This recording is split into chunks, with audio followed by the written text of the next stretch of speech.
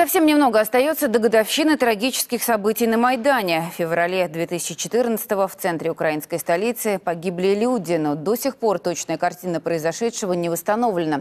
Согласно официальной версии, всю вину возложили на правоохранительные органы. Однако эта версия не выдерживает никакой критики. Свое расследование провели британские журналисты корпорации BBC. Они собрали факты, выслушали свидетелей и пришли к совершенно другим выводам. Виталий Каченко подробнее. Парни, а что уходите? Они стреляют с огнестрелом. С огнестрелом уже человек, может, 10, наверное, наших убили. Да. Разворачивайтесь, ну что? Утро 20 февраля 2014-го. Эвакуация сотрудников Верховной Рады и офисов по соседству. Проезд в центр к Майдану закрыт. Машины скорой помощи пропускают только в объезд. В 9 утра по киевскому времени. Первые жертвы и раненые среди сотрудников Беркута. И сослуживцы вынуждены убегать вверх по Институтской. Что происходит? Огнестрела убивают! Огнестрелом!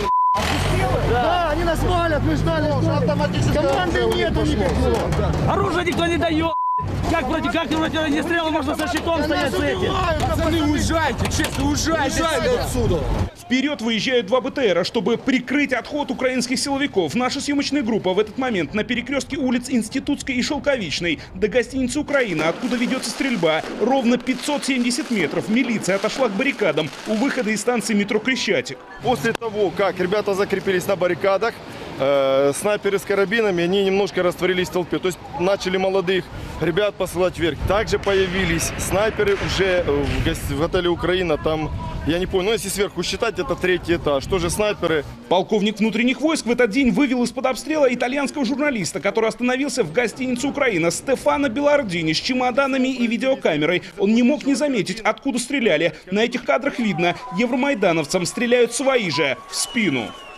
Но официальная версия Евромайдана и нынешнего руководства Украины — огонь на поражение открыли бойцы спецподразделения свергнутого президента Януковича. А у сторонников Евромайдана не было оружия. Но в это, похоже, не верят даже на Западе.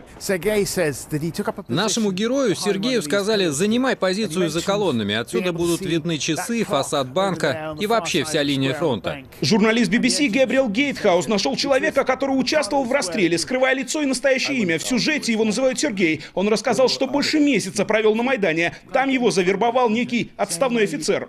На выбор он мне предложил либо дробовик, либо охотничью сайгу. Я выбрал второе. Я взял от него оружие и сказал, что я знаю, как пользоваться, потому что я служил в армии. Бывший военнослужащий Сергей с оружием засел в здании консерватории и открыл огонь по бойцам внутренних войск. Я не стремился кого-то убить, вел огонь по ногам. С моей точки, где я был, милиционеров было хорошо видно. Рассказ Сергея подтверждает и бывший депутат Верховной Рады Андрей Шевченко, которому в тот день неоднократно звонил знакомый милиционер. Он звонит мне и говорит: Андрей, кто-то стреляет в наших ребят. Он рассказал, что стрельба велась из консерватории. Тогда депутат связался с комендантом Евромайдана Порубием, который обещал проверить здание консерватории. В интервью BBC известный националист неожиданно перешел на русский язык. Разделение пошло, они прошли все этажи. Где-то через полчаса они пришли и сказали, что с консерватории нет никаких огневых точек. Но украинский фотограф Евгений Малолетко в день расстрела находился в консерватории и застал совершенно другую картину. Внутри я увидел несколько парней. У одного из них было вот это охотничье ружье, у другого в руках был калашников. В другом помещении тоже были люди с оружием. Некоторые из них лежали на полу. Британский репортер в своем расследовании не исключает, что таких, как Сергей, вокруг Майдана было немало. Кроме консерватории, снайперы Евромайдана расположились на зданиях Банка Аркада, Октябрьского дворца и гостиницы «Украина». Все они были уже под контролем митингующих и стреляли, согласно независимым расследованиям, оттуда не только по силовикам, но и по своим. Нынешняя украинская власть, обвинив во всем Беркут, до сих пор не довела расследование до конца. Улики уничтожены, деревья на улице Институтской, по отверстиям в которых несложно определить траекторию стрельбы, давно спилили.